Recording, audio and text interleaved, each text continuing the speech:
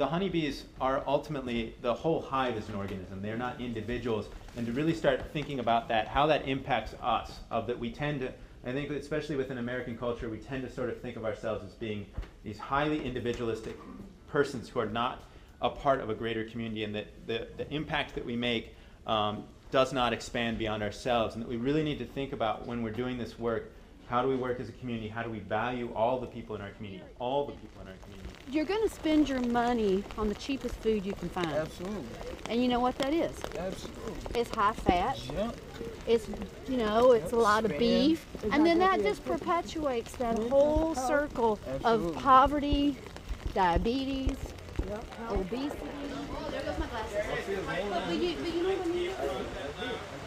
We could have some folks coming on this other side.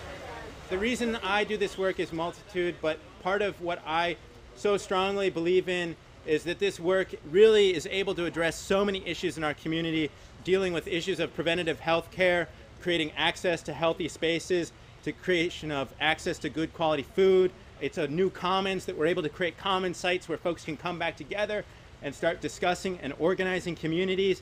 That it's an opportunity to transform our urban landscape. It's an opportunity for us to have a spiritual bond and relationship with the natural world. You know, it's a chance for intergenerational learning of that. Most of the people in our community are elders that came up from the South in the Great Northern Migration, are agrarian roots, have huge amounts of knowledge, and that they can teach so many things to their children and their grandchildren that are oftentimes underappreciated. And to be able to share that history and culture, I think, is hugely important.